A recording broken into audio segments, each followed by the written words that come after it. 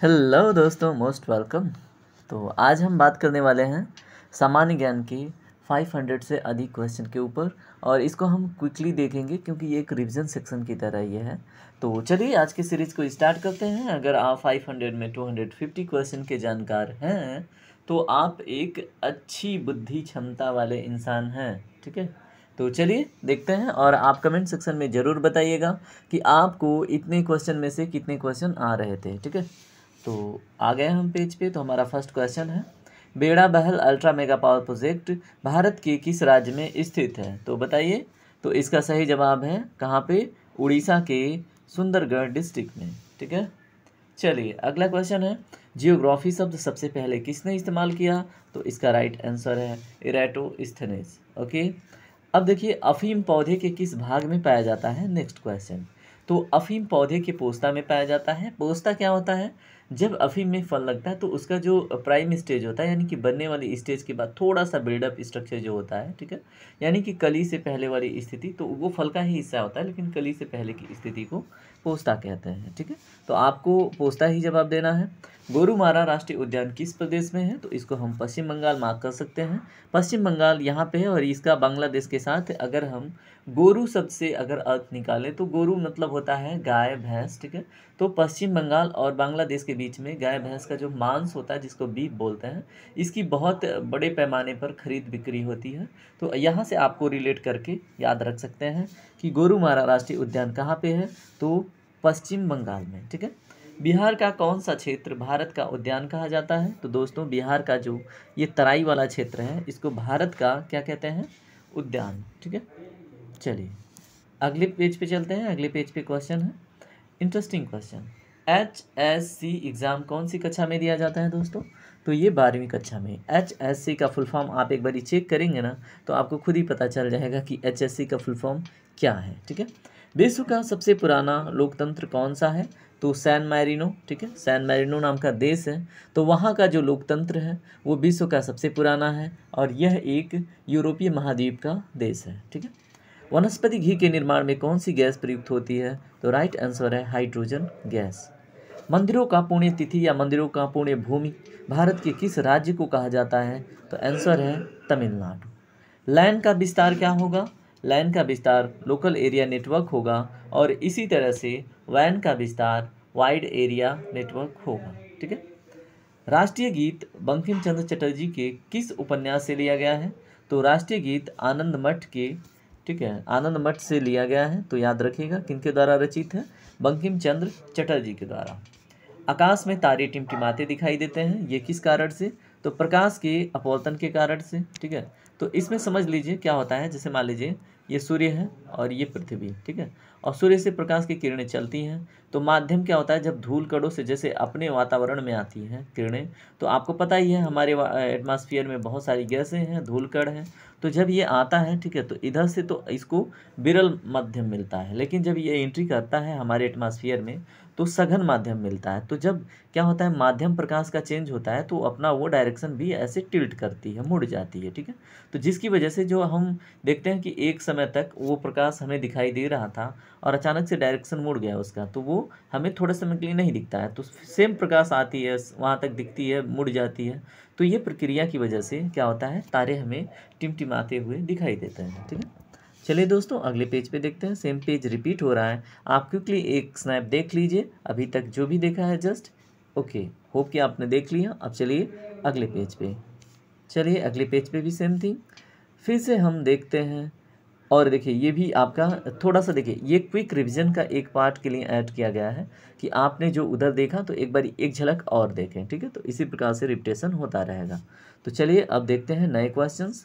तो नए क्वेश्चंस में क्या है, बांग्लादेश का राष्ट्रगान कौन सा है और इसके लेखक कौन है? तो बांग्लादेश का, ये जो बांग्लादेश है इसका जो राष्ट्रगान है वो है अमाल सोनार बांग्ला, ठीक है। और इसके रचयिता कौन है? रविन्द्रनाथ टैगोर जी। रविन्द्रनाथ टैगोर जी ने भारत और बांग्लादेश दोनों के लिए राष्ट्रगान लिखा है, ठीक है। पेंसिलिन की खोज किसने की थी? तो पेंसिलिन की खोज अलेक्जेंडर फ्लेमिंग ने की थी। और क्वेश्चन ये भी बनता है कि फर्स्ट एंटीबायोटिक मेडिसिन की खोज किसने की थी? तो वो भी अलेक्जेंडर फ्लेमिंग हो जाते हैं, ठीक है दोस्तों। तो देखिए अभी तक आपने जितना भी पूछा, यहाँ पे आते आते जितना भी सीखा, जितने भी क्वेश्चन आपके करेक्ट हुए हैं, आप एक बार कमेंट सेक्शन में आंसर टाइप कर दीजिए, ठीक है। और देखिए अगर फीडबैक देना हो तो प्लीज़ लाइक करके या फिर डिसलाइक करके फीडबैक ज़रूर दीजिएगा। That will be as a motivation for me, ठीक है। तो आप इतना ज़रूर कीजिएगा। और बहुत ज़्यादा आपको इंटरेस्टिंग लगता है हमारा सेशन तो अन्य प्लेलिस्ट में बहुत सारे सेशंस हैं, वहाँ से जाके एक्सेस कीजिए और फ्री में एंजॉय कीजिए टेस्ट सीरीज़ और भी बहुत सारे विविध ज्ञान, ठीक है। तो चलिए अगले क्वेश्चन पे चलते हैं। सिंधु घाटी सभ्यता का बंदरगाह कहाँ पर था? तो लोथल, गुजरात, ठीक है। तो लोथल कहाँ पे है? जो खंबात वाला रीजन है वहाँ पे लोथल था, ठीक है। और ये सिंधु घाटी सभ्यता का बंदरगाह था। तो किस संप्रदाय के अनुयायी धधकते हुए अंगारों पर अग्नि नृत्य करते हैं? तो जसनाथी संप्रदाय, ये आपको राजस्थान के बीकानेर साइड में देखने को मिल जाएगा ये संप्रदाय, ठीक है। किस बाग में हाल ऑफ फिरोज स्थित है? तो मंडोर, जोधपुर, ये भी राजस्थान की बात है, ठीक है। तो क्वेश्चन नंबर 16 इस तरह से कंप्लीट होता है।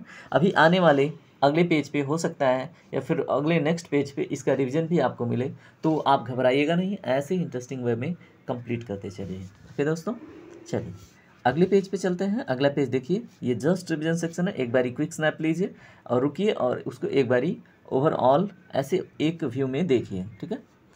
तो चलिए अगले पेज पे सीखते हैं नई चीज़ें। तितरिया और मंदरियाँ वाणिज्य के किस पहलू से संबंधित हैं? तो ये स्टॉक मार्केट से तितरिया और मंदरियाँ संबंधित हैं। तितरिया क्या होता है? जैसे कुछ लोग होते हैं स्टॉक मार्केट में पैसे इन्वेस्ट करते हैं, ठीक है। तो ये प्रिडिक्ट करते हैं तितरिया कि मार्केट ऊपर जाएगी, ठीक है, स्टॉक की जो वैल्यू है वो बढ़ेगी, तो वो लोग अधिक से अधिक इन्वेस्ट करते हैं। और जो मंदरिया होते हैं वो सोचते हैं कि अब स्टॉक मार्केट यानी मार्केट ख़राब स्थिति में है, अब क्या होगा, स्टॉक की जो वैल्यू है गिरेगी, इसलिए वो अपना पैसा लेके भागते हैं, ठीक है। तो तेतरिया और मंदरिया का कॉन्सेप्ट यही है और स्टॉक मार्केट से रिलेटेड है। होप कि आपने समझा होगा। कोरोना वायरस को अंतर्राष्ट्रीय आपातकाल किसने घोषित किया था? तो विश्व स्वास्थ्य संगठन, जिसको इंग्लिश में वर्ल्ड हेल्थ ऑर्गेनाइजेशन भी बोलते हैं, ठीक है। कोविड-19 जो वर्ड दिया था बीमारी को, तो ये भी WHO ने ही दिया था। आज़ाद हिंद फौज की स्थापना दिवस कब है? तो 21 अक्टूबर को आज़ाद हिंद फौज की स्थापना दिवस को मनाया जाता है। अब आप कमेंट सेक्शन में ज़रूर बताइएगा कि आज़ाद हिंद फौज का गठन किसने किया था। ओके दोस्तों, अब देखिए अगला क्वेश्चन है, आयरन मैन ऑफ इंडिया किसे कहा जाता है? तो बताइए, बहुत सिंपल सा क्वेश्चन है। तो सरदार वल्लभ भाई पटेल जी को आयरन मैन ऑफ इंडिया कहा जाता है और इन्हें जैसे होता है ना यूनिटी, सिंबल ऑफ यूनिटी के रूप में भी देखा जाता है और गुजरात में इनकी एक बहुत बड़ी प्रतिमा भी बनाई गई है, ठीक है। HSC एग्ज़ाम कौन सी कक्षा में दिया जाता है? ये हमने देख लिया है, विश्व का सबसे पुराना लोकतंत्र, रिवीजन कर लीजिए एक बारी, ठीक है। चलिए अब देखते हैं नए क्वेश्चंस। भारत में सबसे ऊंचा जलप्रपात कौन सा है? तो जोग जलप्रपात कहाँ पे है? कर्नाटक की शरावती नदी पर। तो याद रखिएगा दोस्तों, ये बहुत सारे एग्जाम में पूछ चुका है और पूछा जा सकता है। भारत में राष्ट्रीय आय का आकलन सबसे पहले किसने किया था? जैसे नेशनल इनकम का कैलकुलेशन सबसे पहले दादा भाई नौरोजी ने किया था। इन्होंने एक पुस्तक लिखी थी the un British rule in India, उसमें इन्होंने लिखा था ड्रेन ऑफ वेल्थ, यानी कि जो अंग्रेज आए थे उस समय, ठीक है, उस समय की बात है, तो उन्होंने लिखा था कि भारत से पैसे बहुत सारे माध्यम से अंग्रेज यानी ब्रिटिश में जा रहे हैं, ठीक है। तो ड्रेन ऑफ वेल्थ कॉन्सेप्ट किसने दिया था? दादा भाई नौरोजी ने। और नेशनल आय की गणना सबसे पहले किसने की थी? दादा भाई नौरोजी ने। भारत का प्रथम महिला विश्वविद्यालय कहाँ पे है? SNDT महिला विश्वविद्यालय है और ये कहाँ पर है? ये कमेंट सेक्शन में आप बताइएगा, ठीक है दोस्तों। चलिए अगले पेज पे देखते हैं। अगले पेज पे है, इंडिया का सबसे ऊंचा टीवी टावर कहाँ पर स्थित है? ठीक है, तो इंडिया का सबसे ऊंचा टीवी टावर पीतमपुरा नई दिल्ली में स्थित है। भारत का राष्ट्रीय जल जीव किसे कहा जाता है? तो डॉल्फिन, जिसको हम, डॉल्फिन क्या होता है ना, ये जो गंगेटिक रिवर है, ठीक है, गंगा का जो रिवर है, इसमें जो डॉल्फिन है ऊपर आके सुसु की आवाज़ निकालती है, ठीक है, इसकी वजह से इसको सुसु भी नाम दिया गया है और ये नेशनल एक्वाटिक एनिमल के रूप में भी काउंट किया जाता है और इसके संरक्षण के लिए बिहार में एक राष्ट्रीय उद्यान भी स्थापित है, ठीक है। भू आकृति विज्ञान के जन्मदाता किसे माना जाता है? तो भू आकृति विज्ञान के जन्मदाता पेसल को माना जाता है। विधवा पुनर्विवाह कानून कब पारित हुआ था? तो 1856 ईस्वी में। भारत में सबसे ऊंचा जलप्रपात हमने देख लिया था, कहाँ पे है? कर्नाटक शरावती नदी पर, ठीक है। चलिए अब देखेंगे हम नए क्वेश्चंस, सॉरी ये नए क्वेश्चंस नहीं है, ये क्विक स्नैप है, तो इसको रिवाइज कीजिए, ठीक है। तो ऐसे ही आपको क्विक रिवीजन करने के लिए भी कुछ पेज ऐड किए गए हैं कि आप रिवीजन जितना करेंगे उतना ही याद रहेगा, ठीक है। चलिए अगले पेज पे देखते हैं, ये भी रिवीजन का पार्ट है। और अब आता है नया क्वेश्चन, ठीक है। मनुष्य की लाल रक्त कणिकाएं जो होती हैं, रेड ब्लड सेल्स, ठीक है, उनका जो लाइफ स्पाम होता है यानी कि जीवन काल होता है वो कितना होता है? 120 दिन। याद रखिएगा। लाई हरोबा किस राज्य का लोक नृत्य है? तो लाई हरोबा यहाँ पे मणिपुर नाम का एक प्रदेश है, ठीक है, उसका क्या है? लोक नृत्य है, ठीक है। विश्व का सबसे गहरा गर्त कौन सा है? तो मैरियाना गर्त कहाँ पे है? प्रशांत महासागर में। प्रशांत महासागर की स्थिति में जो फिलीपींस आपको देखने को मिलेगा उसके आसपास में मैरियाना ट्रेंच आपको देखने को मिलता है। प्रसिद्ध कोहिनूर हीरा कहाँ से प्राप्त हुआ था? तो गोलकुंडा की खान से। अब आप बताइएगा, गोलकुंडा का खान क्या आंध्र प्रदेश में है, क्या तेलंगाना में है, या फिर उड़ीसा में, ठीक है। अब आपको इन तीनों में से एक राइट ऑप्शन चूज करना है और ये आपका असाइनमेंट है। ओके दोस्तों, अब देखिए अगला क्वेश्चन, किस क्षेत्र को विश्व की छत कहा जाता है? तो पामीर के पठार को, पामीर का पठार आपको यहाँ पे देखने को मिल जाएगा, सॉरी तिब्बत का पठार है एक्चुअली में, उसी का एक पार्ट है। तो पामीर के पठार को विश्व का छत कहा जाता है, याद रखिएगा। यूपीएससी की अध्यक्ष कौन थी? तो रोज मिलियन वैथ्यू, ठीक है। रोज मिलियन वैथ्यू को पहली बार यूपीएससी का चेयरमैन बनाया गया था, तो ये भी याद रखिएगा। चलिए अगले पेज पे चलते हैं दोस्तों। अगला पेज पे हाँ, तो भारत की पहली पैरा बैडमिंटन अकादमी कहाँ पे इस्टेब्लिश्ड है? तो उत्तर प्रदेश के लखनऊ में, ठीक है। राष्ट्रीय महिला आयोग ने मानव तस्करी रोधी प्रकोष्ठ की शुरुआत कब की थी? तो 2 अप्रैल 2022 को। तो याद रखिएगा किसने? राष्ट्रीय महिला आयोग ने। अब देखिए अगला क्वेश्चन क्या है, सीडीआरआई का सचिवालय कहाँ पर स्थित है? तो नई दिल्ली में। सीडीआरआई का फुल फॉर्म आप कमेंट सेक्शन में जरूर लिखिएगा, ये आपकी जिम्मेदारी है दोस्तों, ठीक है। इससे क्या होगा कि आपके दिमाग में वो चीज़ लंबे समय तक ठहरेगी। ओजोन दिवस कब मनाया जाता है? तो ओजोन दिवस 16 सितंबर को मनाया जाता है। ओजोन एटमॉस्फेयर के किस लेयर में मिलता है? तो जो स्ट्रेटोस्फेयर है, ठीक है, जिसको हम समतापमंडल भी कहते हैं, ठीक है, जिसमें प्लेन उड़ाए जाते हैं, उसी में मिलता है ओजोन लेयर। भारत में सौर ऊर्जा द्वारा संचालित पहला हवाई अड्डा कहाँ पे है दोस्तों? तो कोचीन में। ओके, तो अभी तक जितना भी क्वेश्चन आपने किया, ठीक है, होप कि आपने बहुत अच्छे से किया होगा और फिर आपने अच्छी चीज़ सीखी होगी। तो कमेंट सेक्शन में एक बार ज़रूर से ज़रूर उन्हें पुट कीजिए कि कितना करेक्ट किया। और अगर आपको ये वीडियो पसंद आ रही है तो लाइक ज़रूर कीजिएगा, दोस्तों में शेयर भी कर दीजिएगा। Okay, it's your responsibility, hope आप ज़रूर करेंगे। तो चलिए अगले क्वेश्चन पे आते हैं। अमृता देवी बिश्नोई पुरस्कार कब प्रारंभ किया गया था? तो 1994 ईस्वी में, तो याद रखिएगा। चलिए अब देखिए, सेम जो हमने फर्स्ट पेज देखा था उसका रिवीजन है, तो इसे देख लीजिएगा, ठीक है। चलिए अगले पेज पे चलते हैं। अगले पेज पे नए क्वेश्चंस हैं।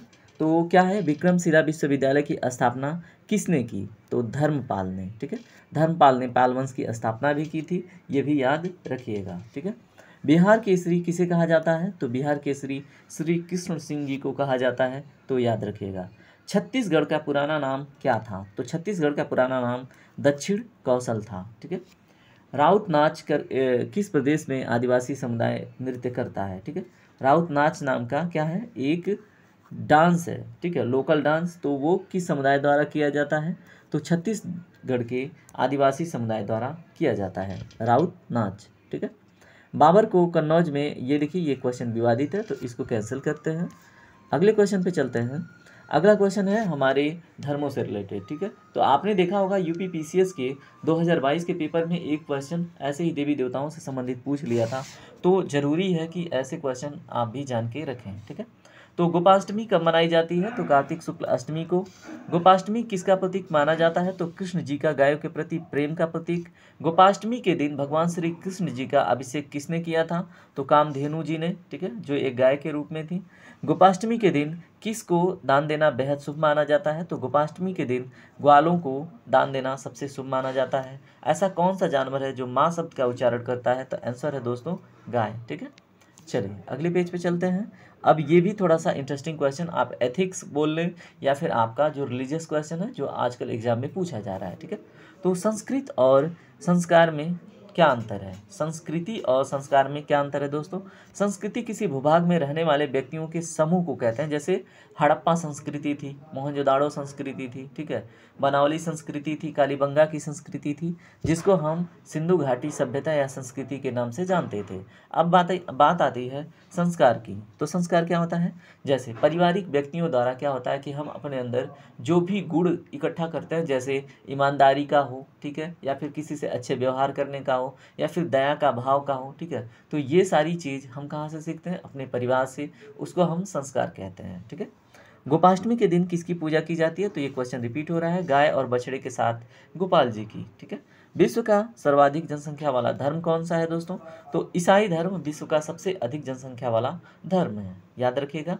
दिल्ली का अक्षरधाम मंदिर किस हिंदू देवता को समर्पित है? तो स्वामी नारायण जी को, ठीक है। चलिए अगले पेज पे चलते हैं। एलोरा का कैलाशनाथ मंदिर किसने बनवाया था? तो एलोरा का कैलाशनाथ मंदिर राष्ट्रकूट राजा कृष्ण प्रथम द्वारा बनवाया गया था। चलिए अगले पेज पे अगले क्वेश्चन को देखते हैं। भारत में किस एक स्थान पर लगने वाले महाकुंभ मेले का अंतराल कितना होता है? तो भारत में 4 जगह महाकुंभ लगता है, ठीक है। उसमें कौन कौन है? हरिद्वार, प्रयागराज, नासिक और उज्जैन, याद रखिएगा दोस्तों। और यहाँ पे जो महाकुंभ लगने का जो टाइम पीरियड है वो है 12 साल, ठीक है।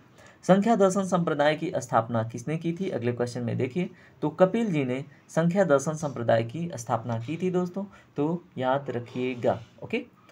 किस आंदोलन के दौरान सबसे बड़ा कृषक छापामार युद्ध देखने को मिला था? तो राइट आंसर है तेलंगाना आंदोलन के बाद, ठीक है। तो तेलंगाना आंदोलन में क्या देखने को मिला था? कृषक छापामार युद्ध, ठीक है। तो याद रखिएगा। फूलों की घाटी कहाँ स्थित है? तो उत्तराखंड में फूलों की घाटी स्थित है, ठीक है। आपको बताना है उस घाटी का क्या नाम है। विश्व का सबसे सुंदर नगर किसे माना जाता है? तो विश्व का सबसे सुंदर नगर फ्रांस के पेरिस को माना जाता है। अब देखिए अगले क्वेश्चन पे हम देखेंगे थोड़ा सा फिर से रिलीजियस क्वेश्चन। रामायण में सीता के पिता का जनक किस नगर के या फिर किस नगरी के राजा थे? तो आंसर है मिथिला के। भगवान शिव की पत्नी सीता के पिता कौन थे? तो दक्ष प्रजापति। भगवान श्री गणेश के पुत्र कौन थे? तो शुभ लाभ। देखिए इन क्वेश्चन का एग्जाम में महत्व है, ठीक है। अगर आपको स्पष्टीकरण चाहिए तो आप यूपीपीसीएस का पेपर उठा के देखिए, वहाँ पे डायरेक्ट रिलीजियस क्वेश्चन पूछ रखा है, तो आप याद रखिए। किस देवता को मुर्गन कहा जाता है? तो कार्तिकेय जी को मुर्गन के नाम से कहाँ पे, अगर हम तमिलनाडु साइड में देखें संगम काल में मुर्गन एक देवता फेमस थे, वो कार्तिकेय जी थे, ठीक है। और कार्तिकेय को अगर बात किया जाए तो देवताओं के सेनापति के रूप में भी देखा जाता है और प्रकाश के देवता के रूप में भी इनको जाना जाता है, रोशनी के देवता के रूप में, ठीक है। अगले पेज पे आइए, न्यू क्वेश्चंस। राजस्थान का प्रसिद्ध चित्तौड़गढ़ किला किस श्रेणी में आता है? तो एक्चुअल में ये पर्वत श्रेणी का बात है, तो गिरी पर्वत श्रेणी में आता है, ठीक है। उसके बाद विजय सिंह पथिक किस जेल में रहते थे? तो विजय सिंह पथिक टाटगढ़ जेल में इनको नज़रबंद किया गया था, ठीक है। शिव सुंदरम जलप्रपात किस नदी पर है? तो शिव सुंदरम जलप्रपात कावेरी नदी पर है। कावेरी कर्नाटक से निकल के यहाँ से तमिलनाडु से होते हुए आके बंगाल की खाड़ी में या फिर बोल दें हिंद महासागर में गिर जाती है। पीड़वा किस जीव का प्रजाति है? तो पीड़वा एक सांप का प्रजाति है। लिलटांस के लेखक कौन है? तो कन्हैया लाल सेठिया जी लिलटांस के लेखक हैं। मैं देखता चला गया किसकी रचना है? तो गुलाब कोठारी जी की रचना है मैं देखता चला गया, ठीक है। अब देखिए अगले पेज पे नए क्वेश्चंस आएंगे। 50 मेगावाट की एशिया की सबसे बड़ी सौर ऊर्जा परियोजना किस राज्य में कार्यान्वित किया जा रहा है? तो फिर ये राजस्थान में। गुप्त काल में हलदंड, ठीक है, ये बहुत महत्वपूर्ण है। हलदंड क्या था? तो गुप्त काल में एक कर व्यवस्था थी, ठीक है, और ये कर था। मयूर शर्मा ने किस वंश की स्थापना की थी? तो मयूर शर्मा जी ने कदम वंश की स्थापना की थी। कहाँ की थी? आप कमेंट सेक्शन में जरूर बताइएगा, ठीक है। कोणार्क के सूर्य मंदिर को किस वंश के शासक ने बनवाया था? तो कोणार्क के सूर्य मंदिर को गंग वंश के नरसिंह देव राय प्रथम ने 1250 एडी के आसपास बनवाया था, तो याद रखिएगा, ठीक है।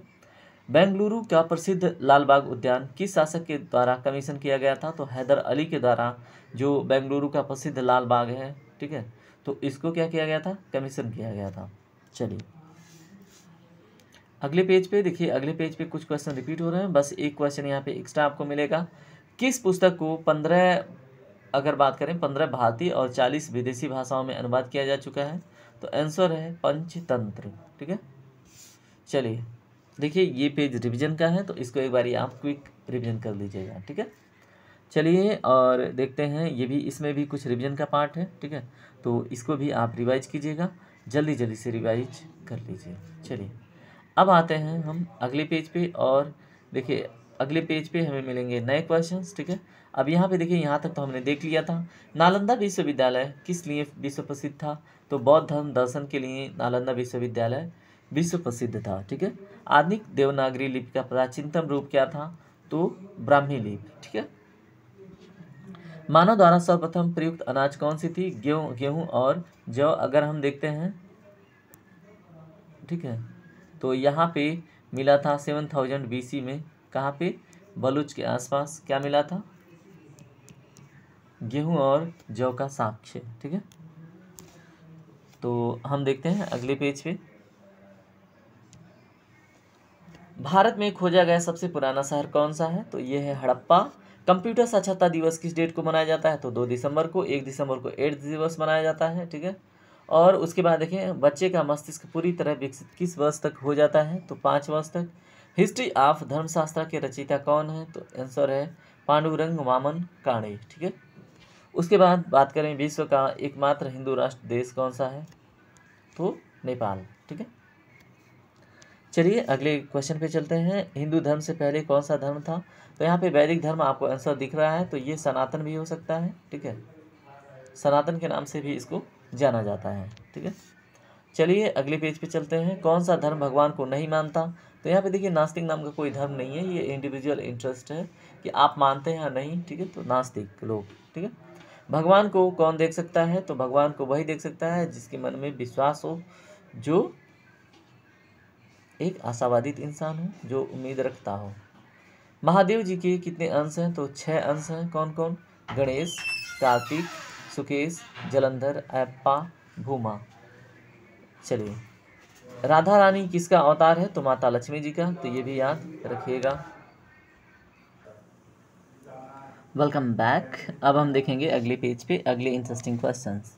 तो दोस्तों, इसमें फर्स्ट क्वेश्चन देखिए क्या है। स्वामी विवेकानंद जी का विषय क्या था? ठीक है, तो उनका विषय अध्यात्म विद्या था और भारतीय दर्शन था। ठीक है, तो याद रखिएगा। और अगला क्वेश्चन है, स्वामी विवेकानंद की प्रसिद्ध रचना कौन सी है? तो स्वामी विवेकानंद की जो सभी रचनाएं हैं वो सभी की सारी, ठीक है, वो क्या हैं? प्रसिद्ध रचनाएं हैं। स्वामी विवेकानंद जी को किस वर्ष का, मतलब यहाँ पे क्वेश्चन है, 1 मिनट, इस क्वेश्चन में आपको जो, इस क्वेश्चन का जवाब में जो आपको मिला है स्वामी विवेकानंद के संपूर्ण कार्य, ठीक है, तो प्रसिद्ध रचना की बात है, तो ये कमेंट सेक्शन में आप बताइएगा। और अगला क्वेश्चन है, क्वेश्चन नंबर 3, स्वामी विवेकानंद जी को किस वर्ष की आयु में प्रथम पुरस्कार प्राप्त हुआ था? तो ये है 16 वर्ष। स्वामी विवेकानंद जी ने अपना भाषण अमेरिका के किस शहर में दिया था? जैसे 1893 में गए थे ना अमेरिका में, तो अमेरिका के शिकागो में, ठीक है, इन्होंने अपना फर्स्ट स्पीच डिलीवर किया था। तो और फर्स्ट सेंटेंस क्या था इनका? All Americans brother and sister. ठीक है, तो इनका फर्स्ट जो अपना एक सेंटेंस इन्होंने बोला था, ठीक है, तो संबोधन वाक्य वही था। स्वामी विवेकानंद जी ने अद्वैत आश्रम की स्थापना कब की थी? तो स्वामी विवेकानंद जी ने 19 मार्च 1899 को क्या की थी? अद्वैत आश्रम की स्थापना की थी। स्वामी विवेकानंद श्री रामकृष्ण परमहंस से पहली बार कब मिले थे? तो 1881 में। ठीक है, 1881 में। चलिए अगले पेज पे चलते हैं, देखते हैं नए क्वेश्चंस। स्वामी विवेकानंद जी के गुरु कौन थे? तो रामकृष्ण परमहंस जी थे। ठीक है, स्वामी विवेकानंद जी का जन्म कब हुआ था? तो 12 जनवरी 1863 में। अगले पेज पे आते हैं दोस्तों। जीजाबाई की शादी हुई तब उनकी उम्र क्या थी? 10 वर्ष। जीजाबाई का जन्म कब हुआ था? 12 जनवरी 1598 को।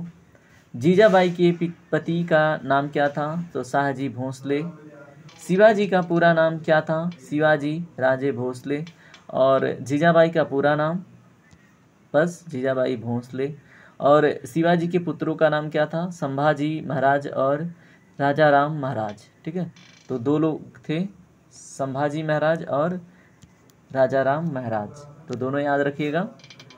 छत्रपति शिवाजी के, मतलब इनको किस किले में बंदी बनाया गया था? सॉरी, पिता को किसने बंदी बनाया था? छत्रपति शिवाजी को, छत्रपति शिवाजी के पिता को किसने बंदी बनाया था? तो आदिल शाह ने। ठीक है, जीजाबाई कौन से समाज से थी? तो यादव समाज से थी।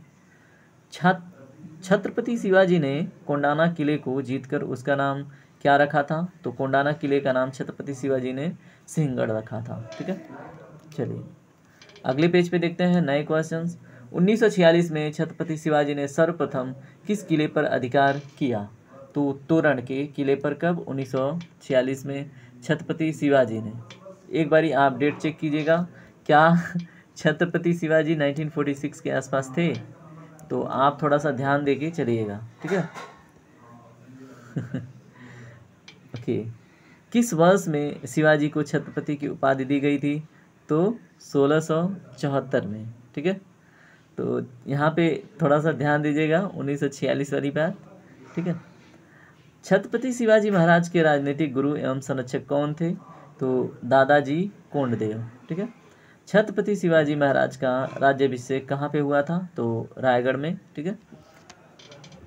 और वहीं पे 1674 में इनको छत्रपति की उपाधि भी प्राप्त हुई थी। छत्रपति शिवाजी महाराज ने तोप और गोला बारूद किस यूरोपीय शक्ति से प्राप्त किया? तो ये है पुर्तगीज, ठीक है। किससे? पुर्तगीज से, यानी कि पुर्तगालियों से, ठीक है। चलिए अगले पेज पे चलते हैं। ओके, अब अगला क्वेश्चन यहाँ पे है, क्वेश्चन नंबर 15। छत्रपति शिवाजी महाराज को दंड देने के लिए बीजापुर से किस शासक को भेजा गया था? तो अफजल खान को। अगला पेज, भारत में अंग्रेजी शिक्षा की शुरुआत किसने की थी? लॉर्ड मैकाले ने। दुलहस्ती पावर स्टेशन किस नदी पर स्थित है? तो चिनाब नदी पर। महाराजा रणजीत सिंह ने विश्व प्रसिद्ध कोहिनूर हीरा किस शासक से प्राप्त किया था? तो शाह शुजा से, ठीक है। अगले पेज पे देखते हैं दोस्तों, महाराजा रणजीत सिंह ने विश्व प्रसिद्ध कोहिनूर हीरा किस शासक से प्राप्त किया था? तो शाह शुजा से, जैसा हमने देखा। चंद्रगुप्त का लकड़ी का महल कहाँ पर बना हुआ है? तो पाटलिपुत्र बिहार में। A century is not enough पुस्तक के लेखक कौन है? सौरव गांगुली। विश्व में पहला गणतंत्र वैशाली में किसके द्वारा स्थापित किया गया? तो लिच्छवियों के द्वारा। उसके बाद बात करें, कौन सा भारतीय त्यौहार 12 वर्ष में एक बार मनाया जाता है? तो वो है कुंभ का मेला, जिसको हम महाकुंभ बोलते हैं।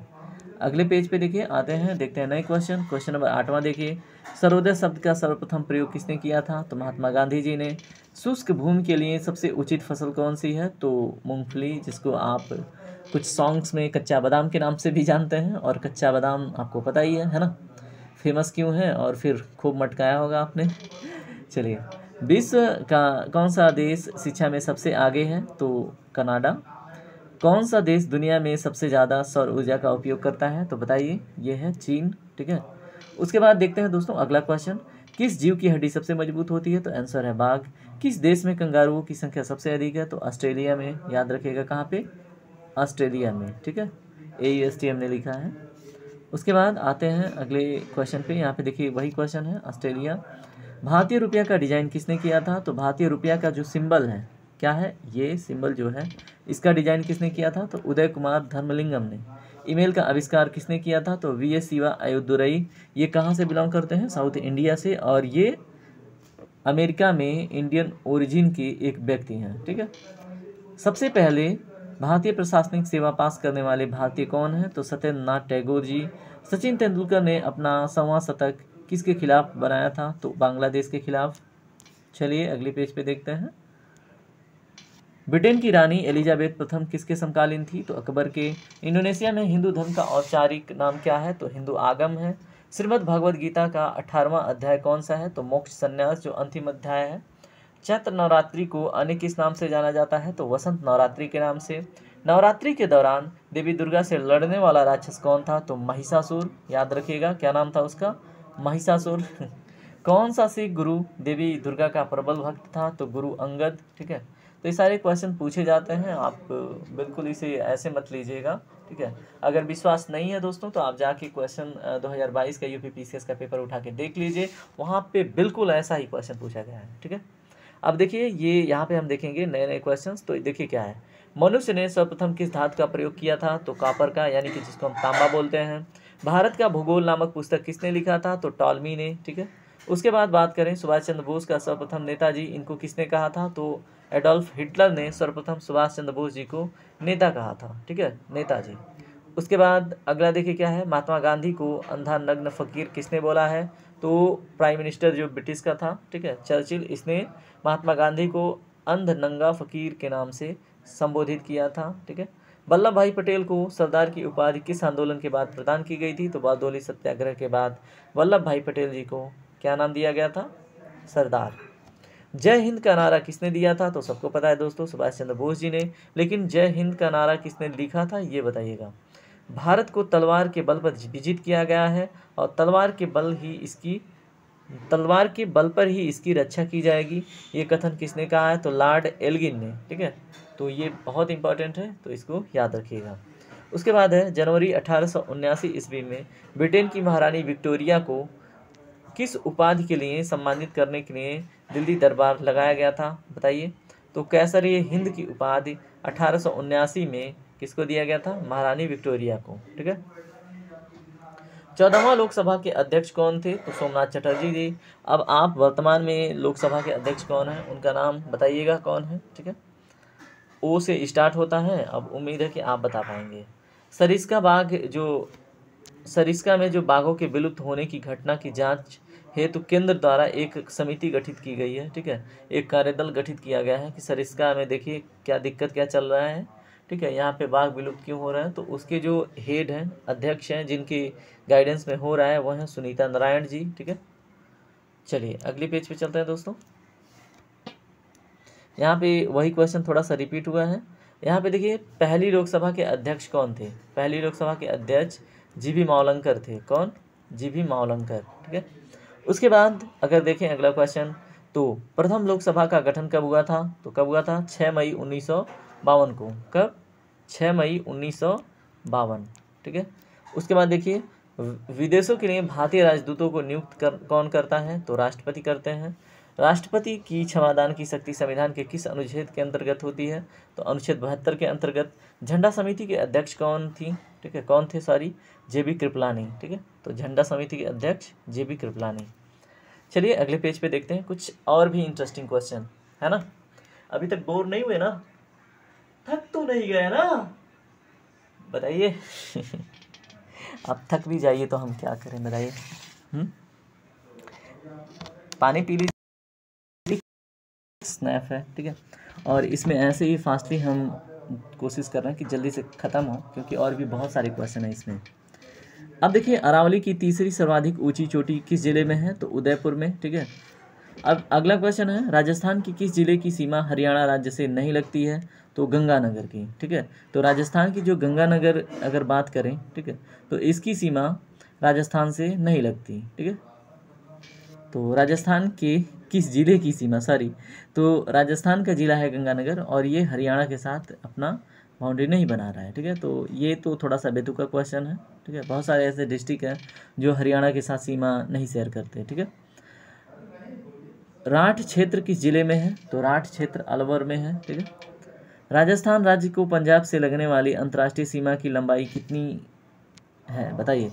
राजस्थान राज्य है, ठीक है, तो ये जो डिस्टेंस है ना, ये केवल 89 किलोमीटर का है। तो यही क्वेश्चन है, तो याद रखिएगा।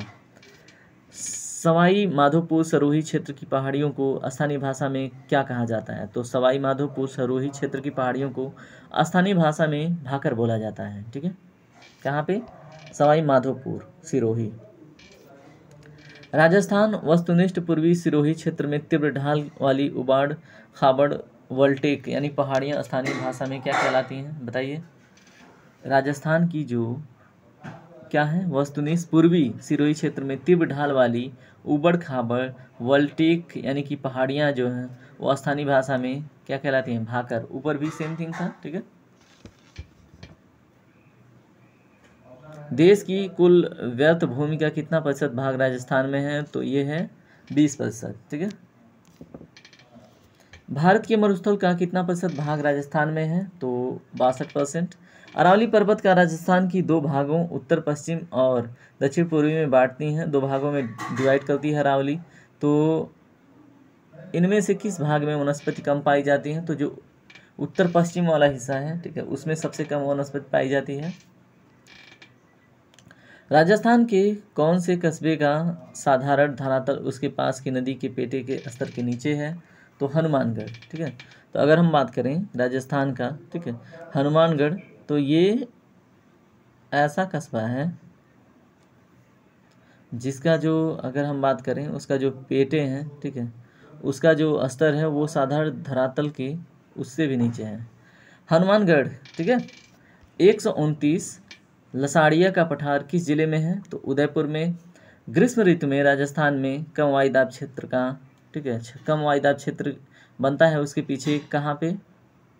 ग्रीष्म ऋतु में राजस्थान में कम वायुदाब का क्षेत्र बनता है, ये तो पता है ना, कहाँ पे? उत्तर पश्चिम क्षेत्र में, ठीक है।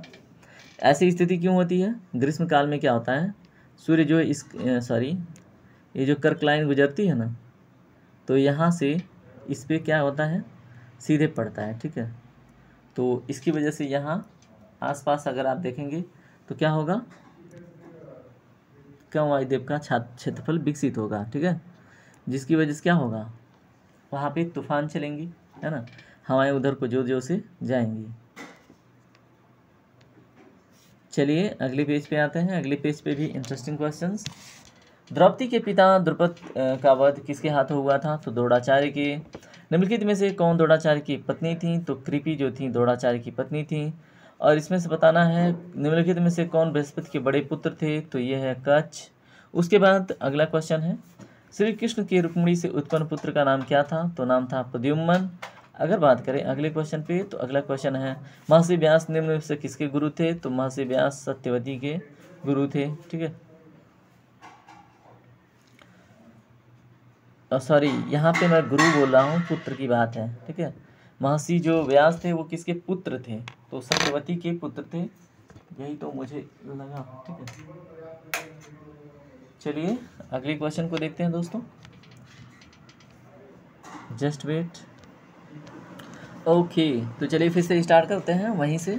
तो यहाँ पे हमने देखा था एक लिटिल बिट मिस्टेक हुई थी, हमने गुरु बोला था, यहाँ पे एक्चुअल में पुत्र था, ठीक है।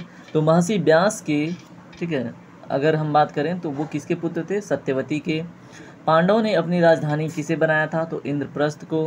विराट नगर में पांडव नकुल ने क्या नाम ग्रहण किया था? तो ग्रंथिक नाम नकुल ने ग्रहण किया था। महाभारत में कीचक वध किस पर्व के अंतर्गत आता है? तो विराट पर्व के अंतर्गत, ठीक है। महाभारत युद्ध में कौन से दिन श्री कृष्ण ने शस्त्र न उठाने की अपनी प्रतिज्ञा तोड़ा? तो 9वें दिन।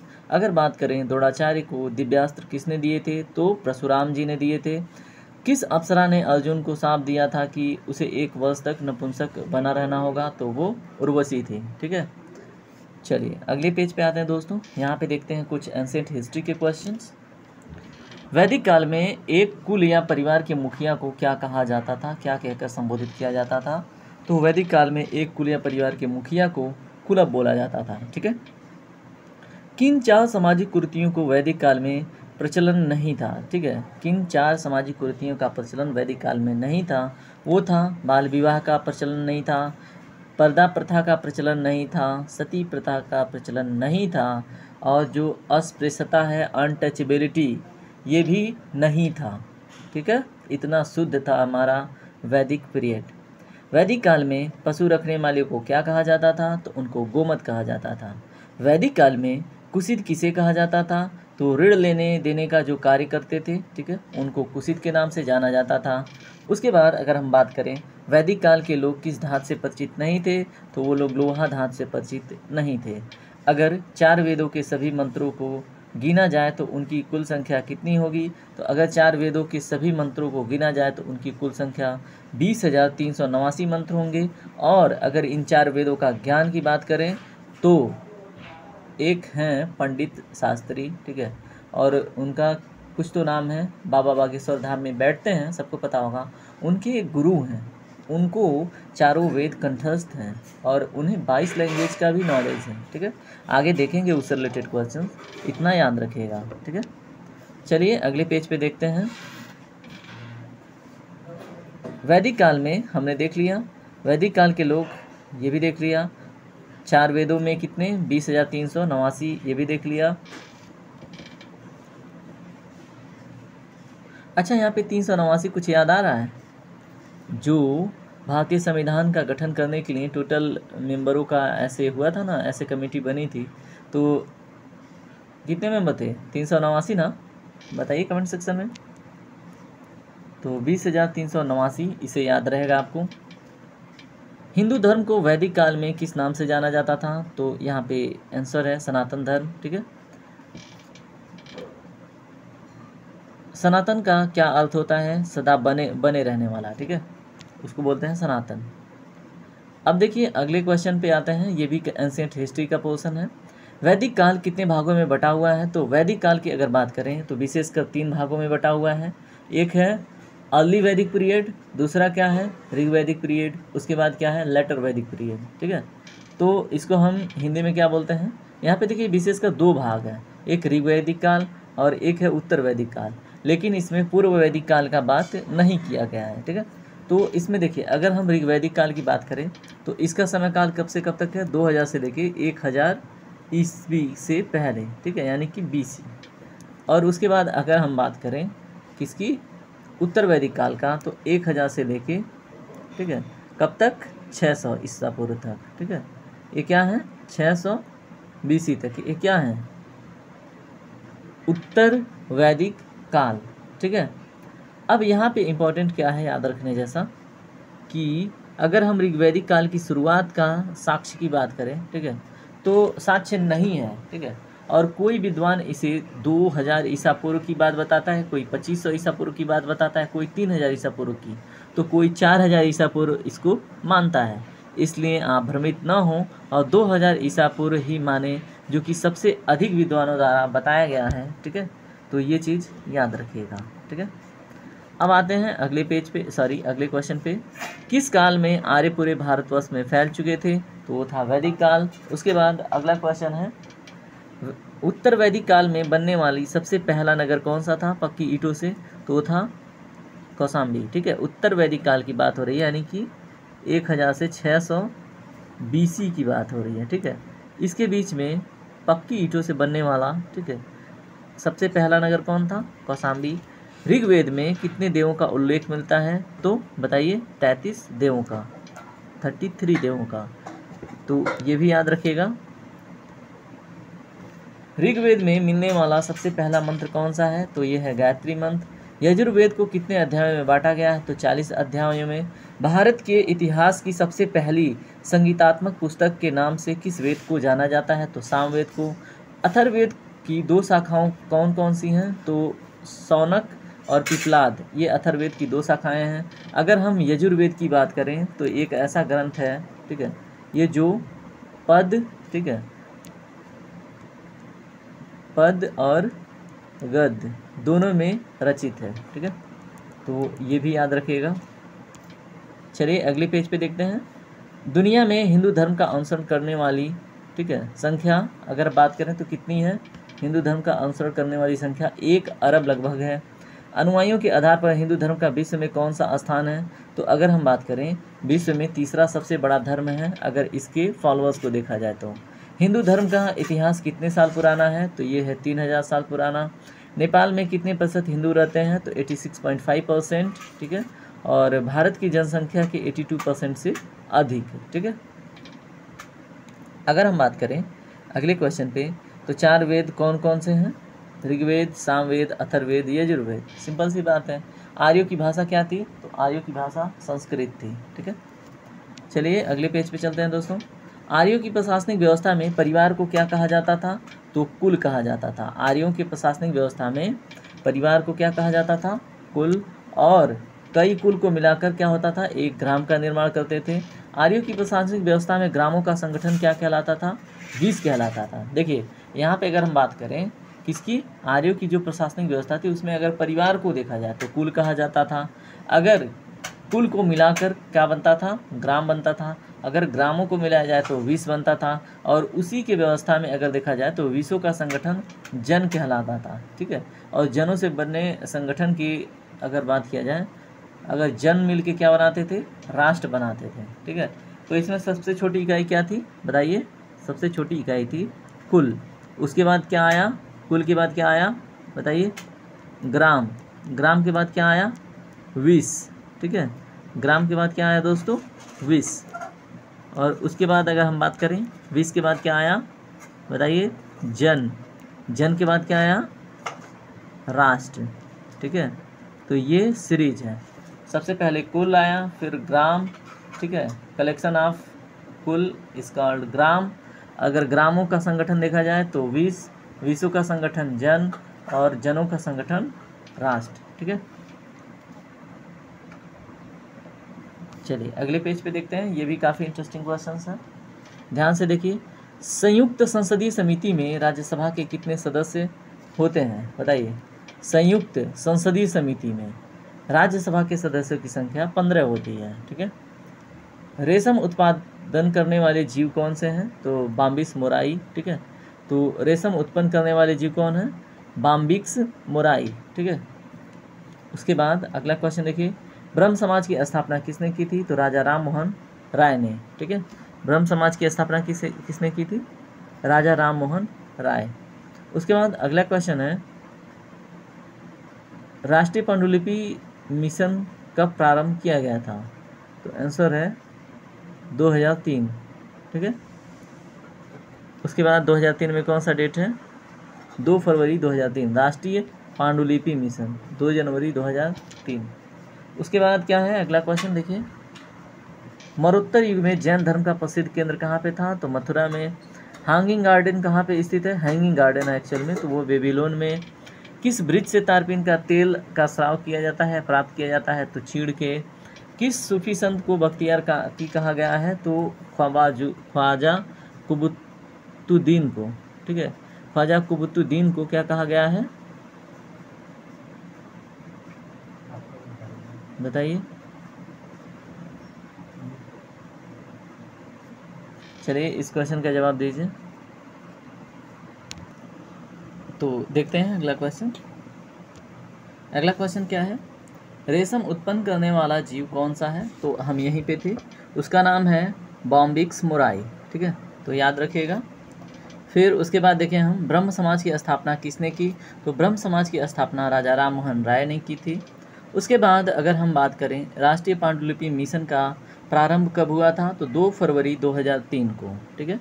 राष्ट्रीय पांडुलिपि मिशन का प्रारंभ 2 फरवरी 2003 को हुआ। मौर्योत्तर युग में जैन धर्म का प्रसिद्ध केंद्र कहाँ पे था, तो मथुरा में जैन धर्म का प्रसिद्ध केंद्र था, कब, मौर्योत्तर युग में। हैंगिंग गार्डन कहाँ पे स्थित है, तो बेबीलोन में है।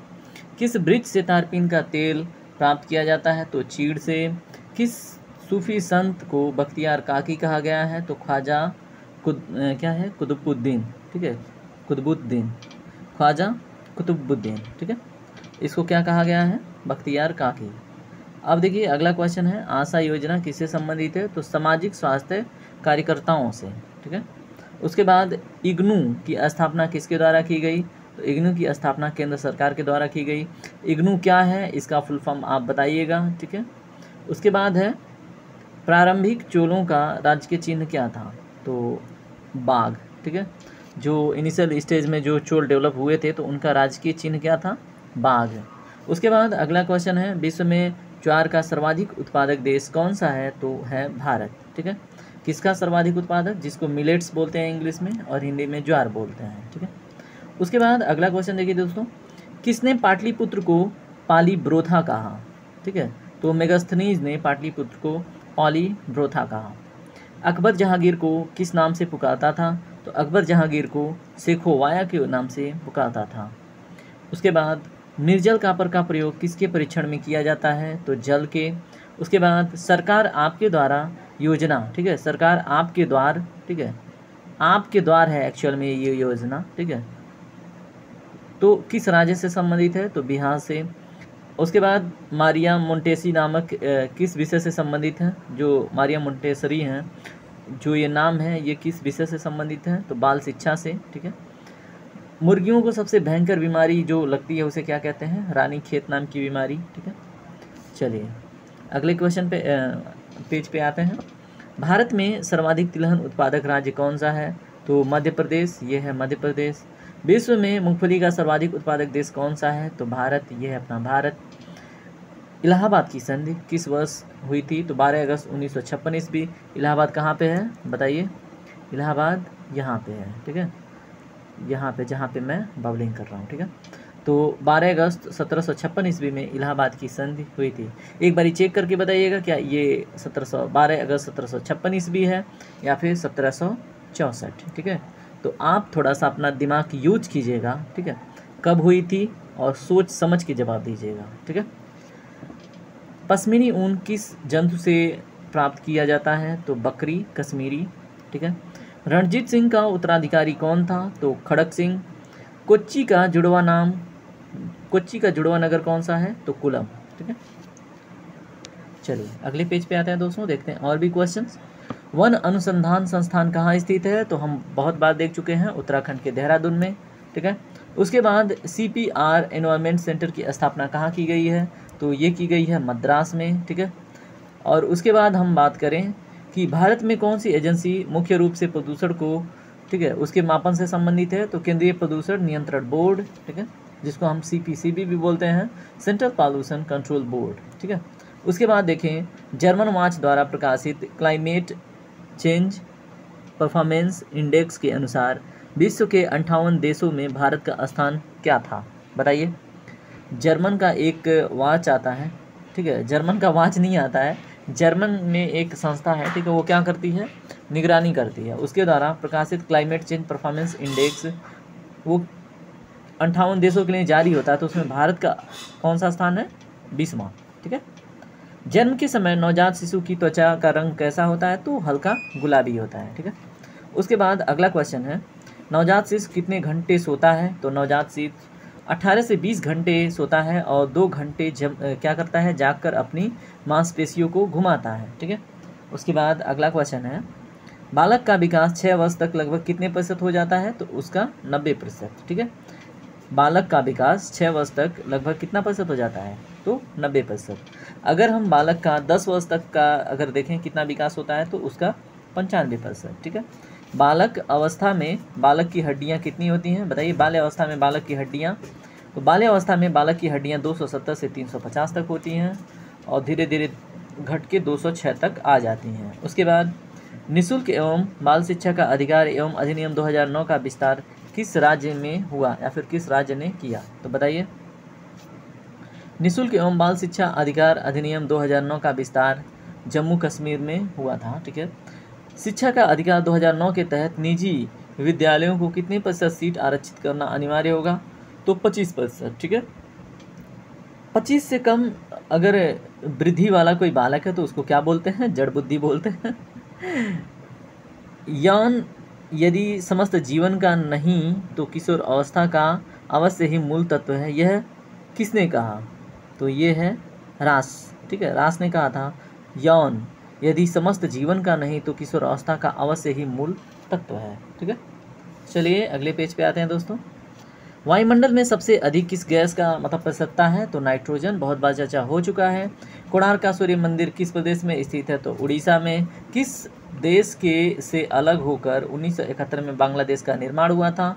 तो पाकिस्तान से। ठीक है, मूलतः जो ये पाकिस्तान वाला हिस्सा है ये बांग्लादेश मतलब इसको बोलते थे पश्चिमी पाकिस्तान और इसको बोलते थे इसको बोलते थे पश्चिमी पाकिस्तान और इसको पूर्वी पाकिस्तान, है ना। तो इन दोनों को क्या मर्ज किया गया था। ठीक है, और जब आज़ाद हुआ था 1947 में तो क्या हुआ था, उसके बाद से जब ये दोनों सेपरेट हुए थे तो ये दोनों पाकिस्तान का हिस्सा था। ठीक है, और 1971 में एक लिबरेशन वार हुआ और उसमें बांग्लादेश अलग देश निकल के आया। ठीक है, चलिए आगे बढ़ते हैं और देखते हैं कंप्यूटर भाषा में www का अर्थ क्या है? World wide web. ठीक है, उसके बाद 1 किलोबाइट में कितना बाइट होता है? तो ये होता है 1024 बाइट। ठीक है, अब आप बताइएगा 1 GB में कितना MB होता है? बताइएगा 1 गीगाबाइट में कितना मेगाबाइट होता है? अब अगले में आइए, देखिए क्या है। अगर बात करें भारतीय राष्ट्रीय कांग्रेस के 1929 के ऐतिहासिक अधिवेशन की, ठीक है, तो वो किसकी अध्यक्षता में हुई थी? तो जवाहरलाल नेहरू की। और उसके बाद इन्होंने डिक्लेयर किया था कि भारत स्वतंत्र हो चुका है। 26 जनवरी का डेट था। ठीक है, 26 जनवरी को, और ये बात थी 1930 की। ठीक है, 26 जनवरी 1930 को हम क्या करेंगे? बताइए। 26 जनवरी 1930 को हम भारत को स्वतंत्रता मनाएंगे और इसीलिए 26 जनवरी को गणतंत्रता दिवस के रूप में मनाया जाता है। और इसीलिए 26 जनवरी 1950 को क्या किया गया था? हमारे संविधान को अधिनियमित किया गया था, मतलब इसको इम्प्लीमेंट किया गया था। ठीक है, लागू किया गया था। चलिए इसमें आगे बात करते हैं। केंद्रीय असेंबली में जब बम फेंका था सरदार भगत सिंह ने, तो उनके साथ कौन थे? तो बटुकेश्वर दत्त थे। ठीक है, उसके बाद देखिए मुस्लिम लीग ने भारत विभाजन की मांग सबसे पहले कब की थी? तो एक पाकिस्तान रिजोल्यूशन था जो जिन्ना ने रखा था 1940 में। ठीक है, कॉमनवेल्थ पत्रिका का प्रकाशन किसने किया था? तो एनी बेसेंट ने। तो बहुत इंपॉर्टेंट है, मोस्ट इंपॉर्टेंट, कई एग्जाम में पूछ चुका है, पूछ भी सकता है, ठीक है। उसके बाद किस एकमात्र भारतीय को अर्थशास्त्र में नोबेल पुरस्कार मिला है? तो वो है अमर्त्य सेन जी। 1856 में विधवा पुनर्विवाह कानून किसके प्रयासों से बनाया गया था? तो ईश्वरचंद विद्यासागर के। और फिर उस समय कौन था? लॉर्ड डलहौजी, ठीक है। लॉर्ड डलहौजी उस समय क्या था? Governor of India, sorry viceroy of India में गवर्नर ऑफ इंडिया, ठीक है। उसके बाद आते हैं, उस समय तो गवर्नर ऑफ इंडिया ही हुआ करते थे। 1858 के बाद से क्या हुआ था? वायसराय होने लगे, ठीक है, तो याद रखिएगा। उसके बाद बात करते हैं,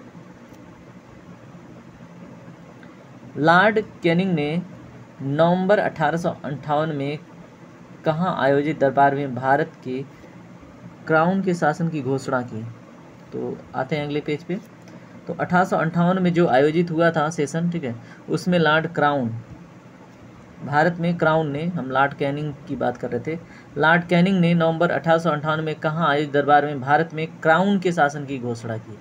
क्राउन की शासन का घोषणा इलाहाबाद में आयोजित दरबार में लॉर्ड कैनिंग ने 1858 में डिक्लेयर किया था कि अब सीधे जो ब्रिटिश क्राउन है वो रूल करेगी भारत में, ठीक है।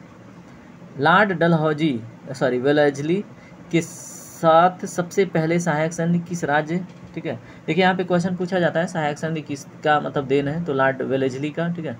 और उसने सबसे पहला किसके साथ अपना सहायक संधि वो किया था? तो हैदराबाद के निजाम के साथ, ठीक है। उसके बाद भारत की सर्वाधिक बड़ी जनजाति कौन सी है? तो वो है गोंड। भारतीय राष्ट्रीय कांग्रेस की प्रथम महिला अध्यक्ष कौन है? तो वो है एनी बेसेंट, ठीक है। चलिए अगले पेज पे आते हैं। अगले पेज पे देखिए इंटरेस्टिंग क्वेश्चन, सबसे प्राचीन वेद की बात करें तो वो है ऋग्वेद। ऋग्वेद में कितने मंडल हैं? 10 मंडल हैं। कितनी सूक्तियाँ हैं? 1028 सूक्तियाँ हैं। अगर ऋग्वेद में मंत्रों की संख्या देखें तो 10,580 मंत्र हैं, ठीक है। अगर हम बात करें कि ऋग्वेद में जो 9वां मंडल है किस देवता को समर्पित है? तो सोम देवता को समर्पित है। गायत्री मंत्र किस मंडल से लिया गया है? तो ऋग्वेद के 3रे मंडल से लिया गया है। ऋग्वैदिक सभ्यता का काल कब से कब तक है? तो 1500 से लेके 1000 तक इसमें कहने की कोशिश की जा रही है। एक्चुअल में ये ऋग्वैदिक काल की बात करें तो क्या है? 2000 से 1000, मतलब बहुत सारी मान्यताओं के हिसाब से और अलग अलग डाटा इसके विषय में आपको मिलता रहेगा, ठीक है।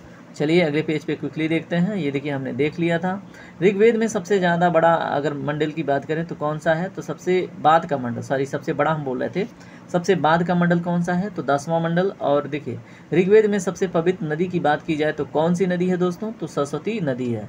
अगर ऋग्वेद में सबसे अधिक उल्लेखित नदी कौन सी है? तो वो है सिंधु, जो यहाँ से निकल के ऐसे ऐसे ऐसे ऐसे आपकी आके कहाँ पे गिरती है? यहाँ पे गिरती है, ठीक है। उसके बाद अगर हम बात करते हैं वेट अ वाइल, ओके, अब हम बात करें ऋग्वेद में वर्णित सबसे अधिक महत्वपूर्ण देवता कौन से हैं? तो वो हैं इंद्र। ऋग्वेद में अगर इसमें ऋग्वेद में बाद में जोड़े गए मंडल कौन कौन से थे? तो पहला एवं 10वां मंडल बाद में जोड़ा गया था। सबसे पुरानी भारतीय दवा की बात करें तो आयुर्वेद का वर्णन किस वेद में है? बताइए। अगर सबसे पुरानी भारतीय दवा आयुर्वेद का वर्णन करें तो सबसे पहले वो अथर्ववेद में मिलता है, ठीक है।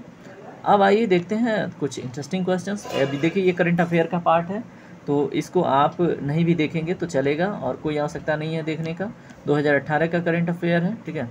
तो इस पार्ट को हम क्विट करते हैं, ठीक है। आते हैं अगले पेज पे और यहाँ पे देखते हैं कुछ इंटरेस्टिंग, ठीक है। भारत और किस देश के बीच पहली विदेश मंत्री और रक्षा मंत्री स्तरीय वार्ता हुई थी? तो वो है जापान। केंद्र सरकार ने किस प्रदेश में लोकटक अंतर्देशीय जलमार्ग परियोजना की विकास को मंजूरी दी है? तो मणिपुर में है लोकटक लेक, और ये है आपका क्या है? मणिपुर। और यहाँ पे है आपका लोकटक लेक। तो यहाँ पे केंद्र सरकार ने लोकटक अंतर्देशीय जलमार्ग परियोजना विकास का मंजूरी दिया है। उसके बाद अगर हम बात करें ग्लोबल माइग्रेशन रिपोर्ट 2020 के बारे में, ठीक है, तो उसके हिसाब से किस देश के सबसे ज़्यादा प्रवासी हैं? तो भारत के लोग सबसे अधिक प्रवासी हैं। केंद्र सरकार द्वारा सभी वाहनों के लिए फास्टैग कब अनिवार्य किया गया था? तो 15 दिसंबर को। आप ईयर बताइएगा, ठीक है, 2000 कितने में, ठीक है। अब अगला क्वेश्चन है, भारत ने किस देश को $450 मिलियन की सहायता की घोषणा की है? तो श्रीलंका में जब क्या हुआ? वित्तीय आपातकाल की स्थिति हुई तो भारत ने $400 मिलियन की सहायता का घोषणा किया था। किन्हें MFI पैनल के अध्यक्ष के रूप में नियुक्त किया गया है? आप बताएंगे MFI क्या है, ठीक है। उसके पैनल के अध्यक्ष के रूप में किसे नियुक्त किया गया है? HR खान जी को, ठीक है। चलिए दोस्तों अगले पेज पे चलते हैं। अगले पेज पे क्या है? भारत और किस देश के बीच सूर्य किरण अभ्यास हुआ है? तो फिर नेपाल और भारत के बीच में होता है सूर्य किरण अभ्यास। और ये कौन सा संस्करण है बताइए? तो ये है 14वां। ठीक है। उसके बाद अगला क्वेश्चन देखिए, यूएनडीपी ने कहाँ पे एक्सेलरेटर प्रयोगशाला की शुरुआत की है? तो नई दिल्ली में। ठीक है। यूनाइटेड नेशनल डेवलपमेंट प्रोग्राम ने एक्सेलरेटर प्रयोगशाला कहाँ पे शुरू की है? तो नई दिल्ली में। उसके बाद अगर हम बात करें, भारत किस देश में 12 हाईटेक पार्क बनाएगा? तो बांग्लादेश में 12 हाईटेक पार्क कौन बनाएगा? भारत। उसके बाद बात करें, टेस्ट क्रिकेट में सबसे कम पारियों में 7000 रन पूरा करने वाला बल्लेबाज कौन बन गया है? तो स्टीव स्मिथ। ठीक है। तो याद रखिएगा, क्वेश्चन कहीं से भी पूछा जा सकता है। और बाकी ये जो क्वेश्चंस हैं, ठीक है, ये आपकी रिस्पॉन्सिबिलिटी है। इन सारे क्वेश्चन के जवाब आप सर्च करके, ठीक है, कमेंट सेक्शन में डालेंगे। ठीक है। ये जितने भी क्वेश्चन आपको अभी दिख रहे हैं, इन सारे क्वेश्चन के जवाब आप खुद दीजिएगा। ठीक है। और ये क्वेश्चन आपके, अगर आप सनातनी हैं तो ये जिम्मेदारी आपकी है कि सर्च करके आप इनका जवाब दें। ठीक है। ये जितने भी क्वेश्चन अभी आपने देखे। अब यहाँ पे आप बात करेंगे हिंदी के बारे में। ठीक है। हिंदी, अब इसमें देखिए, हिंदी वर्णमाला में वर्णों की संख्या कितनी है? तो ये है 49। अब प्रत्याहार सूत्र की संख्या की बात करें तो कितनी है? 14। अष्टाध्यायी अध्याय में कितने अध्याय हैं बताइए? तो 8। और देखें क्या,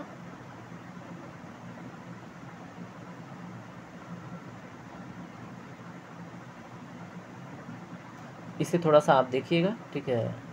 संस्कृत वर्णमाला की अगर बात करें तो उसमें संख्या कितनी है? अगर वर्णों की संख्या तो 63। अच वर्ण इसमें कितने हैं? तो अच वर्ण एक बारी देखने जैसी चीज़ है। यहाँ पे 22 लिखा हुआ है और मुझे जहाँ तक ज्ञात है ये 13 है। ठीक है। तो एक री जुड़ता है। ठीक है। और जैसे आपका ये री होता है ना, री में एक री होता है। ठीक है। तो ये दोनों अतिरिक्त होते हैं हिंदी के अलावा। तो 13 ही मुझे पता है, बाकी इसमें गलत आंसर आई थिंक है। ठीक है। तो 13 आप याद रखिए, जो एग्जाम में पूछा जा चुका है। संध्या अक्षर वर्ण कितने हैं? तो ठीक है, 4 हैं। स्पर्श वर्ण कितने हैं? यहाँ पे देखिए 25 दिख रहा है, तो इसको भी एक बारी करेक्ट करने की आवश्यकता है। ये मेरे जानकारी में 16 है। ठीक है। तो एग्जामों में भी 16 को ही स्वीकार किया गया है। तो स्पर्श वर्ण 16 ही हैं। ठीक है। अगर अंत अस्थ वर्ण की बात करें, ठीक है, तो अंत अस्थ वर्ण कितने हैं? 4 हैं। और य र ल व। ठीक है। य र ल व। ठीक है। ये अंत वस्तु अंत क्या कहलाते हैं? अंतस्थ वर्ण कहलाते हैं। ठीक है। उष्म वर्ण कौन कौन से हैं? तो देखिए, जिसको मुंह से बोलते वक्त उष्मा बाहर से निकले, ठीक है, बाहर उष्मा निकले, उसे हम उष्ण वर्ण बोलते हैं। जैसे शा है ना, उसके बाद ख है ना, एक होता है पेट खरुआ सा भी होता है ना, शा सलजम वाला। ठीक है। और एक होता है छोटा सा जिसको हम जैसे सरस्वती। ठीक है। तो इसमें गर्म हवा भी निकलती है। और हा, ठीक है, तो ये गले से आवाज़ आती है। ठीक है। और इसमें क्या होता है, उष्मा थोड़ा सा महसूस किया जा सकता है, इसलिए इसको उष्म वर्ण भी बोलते हैं। ठीक है। हुस्व दीर्घा अनुनासिक ढ क्या कहते हैं? ठीक है। अब इसमें देखिए, म को क्या कहते हैं? हुस्व दीर्घा अनुशासिक। ठीक है। और उसके बाद अयोगाह कितने हैं? तो अयोगाहों की संख्या कितनी है? 8। संयुक्त वर्ण की संख्या कितनी है? 5। ठीक है। तो याद रखिएगा, ये हिंदी से रिलेटेड कुछ क्वेश्चंस थे। ठीक है। अब यहाँ पे हम कुछ मेडाइवल पीरियड की बात करेंगे और कुछ ऋग्वेदिक पीरियड की। ठीक है। तो यहाँ पे क्वेश्चन आपको क्लियर नहीं होगा, लेकिन मैं क्लियर करता चलूँगा। यहाँ पे फर्स्ट क्वेश्चन देखिए, मूर्ति पूजा बंद होनी चाहिए और मुस्लिम का प्रसार होना चाहिए, ऐसी बात किस किताब में लिखी गई है? तो क्वेश्चन मार्क, ये है आंसर मानसिर आलमगिरी नाम की एक पुस्तक है जिसमें ये बात लिखी गई है। ठीक है। अब देखिए अगला क्वेश्चन क्या है, वैदिक ज्योमेट्री यानी भूमिति में एक अंगुल में तिल के कितने दाने का माप होता था? तो वैदिक ज्योमेट्री में यानी भूमति में, ठीक है, भूमिति में एक उंगली में तिल के कितने दाने का माप होता था? तो 34। ऋग्वेद में सबसे पवित्र नदी जिसको माना गया है वो कौन सी है? वो है सरस्वती। अगर बात करें ऋग्वेद में इंद्र को किस नाम से पुकारा गया है? तो वो है पुरंदर। भारत के प्रतीक चिन्ह के आधार पट्टी पर, ठीक है, सत्यमेव जयते जो लिखा हुआ है, सत्यमेव जयते शब्द ये कहाँ से लिया गया है? तो मंडूकोपनिषद से। अगर बात करें वैदिक धर्म का मुख्य लक्षण क्या था? तो प्रकृति की उपासना। किस वेद में बीमारियों का उपचार है? तो इसका आंसर है अथर्ववेद। ठीक है, अथर्ववेद। चलिए अगले पेज पे चलते हैं। तो किस वेद में बीमारियों का उपचार है? तो अथर्ववेद। एक्सरे की खोज किसने की थी? तो रोएंटजन ने। तारों को मतलब तारों का ऐसे टिमटिमाना या चमकना किस बात का प्रभाव है? तो वायुमंडलीय अपवर्तन का प्रभाव है। ठीक है, वायुमंडलीय अपवर्तन, हमने अपवर्तन समझाया था। ठीक है, दूध की जो घनता किस मीटर में, सॉरी यहाँ पे क्वालिटी की बात है, अगर सघनता की बात भी हो, ठीक है, दूध की क्वालिटी या फिर सघनता का माप किया जाता है। यहाँ पे केवल घनता लिखा हुआ है, एक्चुअल में वो सघनता है। ठीक है, डेंसिटी या कंसंट्रेशन। चलिए अगले पेज पे देखते हैं। ये आपके मेडिवल हिस्ट्री से रिलेटेड क्वेश्चन और शिवाजी के जीवन से रिलेटेड है। तो छत्रपति शिवाजी महाराज ना होते तो पाकिस्तान की सीमा हमारे घर के पास होती, ये वचन किसने बोला था? बताइए। ये वचन यशवंत राय चौहान जी ने बोला था। डॉक्टर बाबा साहेब अम्बेडकर की जी हिंदू इस संकल्पना में, ठीक है, डॉक्टर बाबा साहेब अम्बेडकर की हिंदू इस संकल्पना में किस किस को एक साथ जोड़ा है? आपको बताना है हिंदू को। ठीक है, हिंदू की संकल्पना में, एक्चुअल में एक क्वेश्चन जिन्होंने टाइप किया है उनसे मिस्टेक हुई है। तो बाबा साहेब अम्बेडकर जी ने हिंदू की संकल्पना में किस किस जाति को जोड़ा है एक साथ? तो पारंपरिक रूप से जो हिंदू हैं, जो सिख हैं, जैन हैं, बौद्ध हैं, इनको बाबा साहेब अम्बेडकर जी ने हिंदू की संकल्पना में जोड़ा था। ठीक है, अब इसमें देखिए अगला क्वेश्चन क्या है।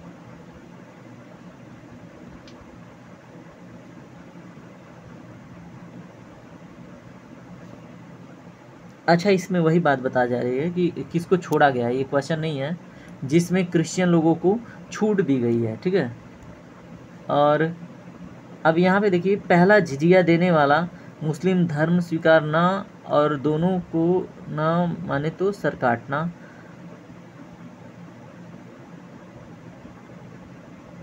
यहाँ पे थोड़ा सा इस वाले पार्ट को आप ध्यान न दीजिएगा। ठीक है, तो यहाँ पे इस पोर्शन पे ध्यान बिल्कुल भी नहीं देना है। ठीक है, अकबर ने हिंदुओं पर कौन सी मेहरबानी की थी? तो आंसर है जजिया कर से मुक्ति। ठीक है, तो यहाँ पे जजिया कर से मुक्ति मिला था। उसके बाद जो काफिर यानी हिंदू लोग हैं, जजिया देते वक्त कैसे देना था ऐसा नियम?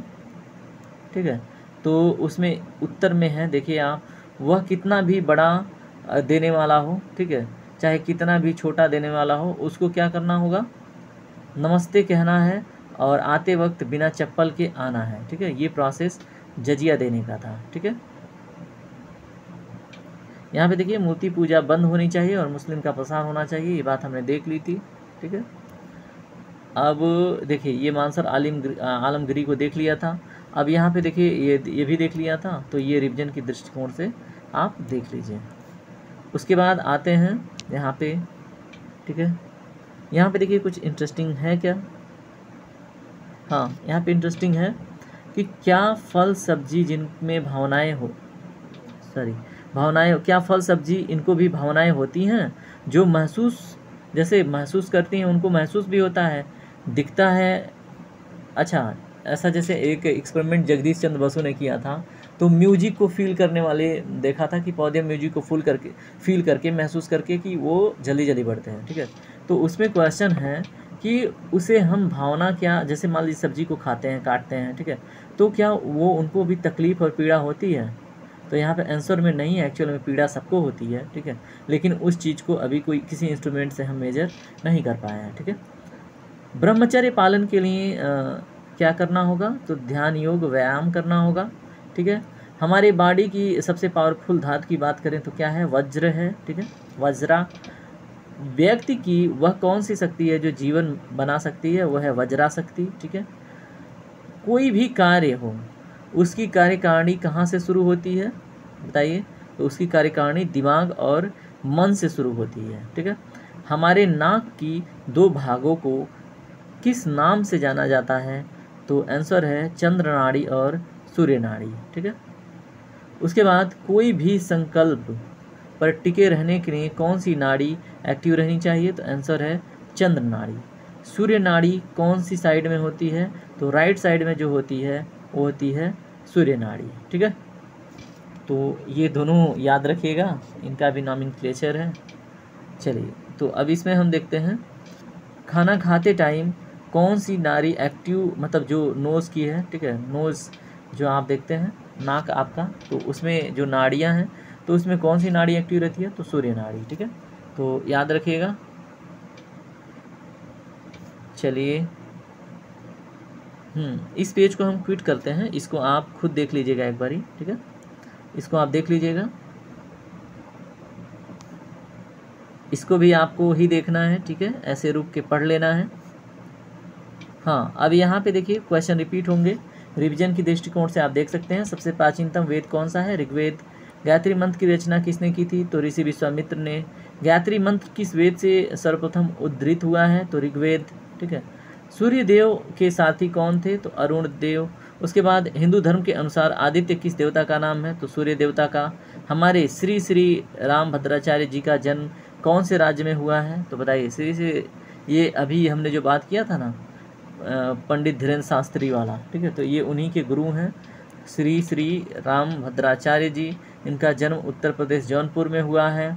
और उनकी विशेषता क्या है, अगर उनकी विशेषता की बात करें तो उनको चारों वेद कंठस्थ हैं, 22 भाषाएं उनको आती हैं। स्वामी रामभद्राचार्य जी के सबसे लाडले और कम उम्र के शिष्य कौन हैं, धीरेन्द्र कृष्ण शास्त्री जी। उसके बाद श्री स्वामी रामचंद्र रामभद्राचार्य को 2015 में कौन सा पुरस्कार मिला, तो भारत का दूसरा सर्वोच्च नागरिक पुरस्कार पद्म विभूषण इनको प्राप्त हुआ। कब, 2015 में। ठीक है दोस्तों, चलिए अगले पेज पे देखते हैं इंटरेस्टिंग क्वेश्चंस।